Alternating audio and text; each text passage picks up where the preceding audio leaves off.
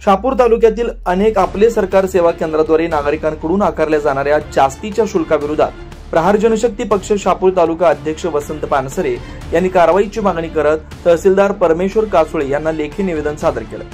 सदर निवेदनामध्ये शासनाने ठरवून दिलेल्या दरापेक्षा अधिक शुल्क आकारणाऱ्या केंद्रांवर तात्काळ कारवाई करावी, शासकीय शुल्क दरपत्रक प्रथम दर्शनीय भागात लावावं, दोषींवर दंडात्मक कारवाई करून परवाने रद्द करावेत, तसेच नागरिकांची आर्थिक लूट थांबवावी अशी मागणी करण्यात आली। शहापूर तालुक्यातील अनेक आपले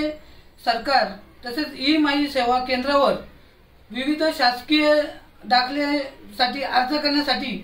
किंवा विविध योजनांचा लाभ घेण्यासाठी अनेक अर्ज भरले जातात। हे अर्ज भरत असताना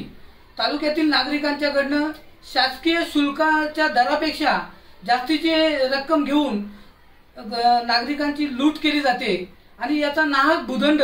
शहापूर तालुक्यातील गरीब शेतकरी असतील, मजूर असतील, कामगार असतील किंवा महिला असतील, शालेय विद्यार्थी असतील यांना नाहक भूदंड मिळत असतो। यासाठी आज प्रहार जनशक्ती पक्ष शहापूर तालुक्याच्या वतीने आज परमेश्वर कासुळे यांची भेट घेत त्यांना एक निवेदनाद्वारे आम्ही विनंती केली आहे की आपले सरकार ई-माई सेवा केंद्र हे जे कोणी जास्तीची रक्कम घेत असेल त्यांचे परवाने रद्द करून त्यांच्यावर कारवाई करावी। त्यानंतर शासनाने ठरवून दिलेले शुल्क जे शुल्क आहे त्याचे दरपत्रक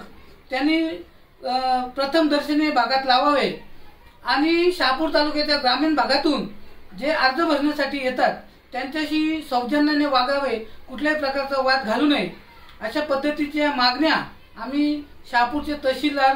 परमेश्वर कासुळे यांच्याकडे आज केलेल्या आहेत।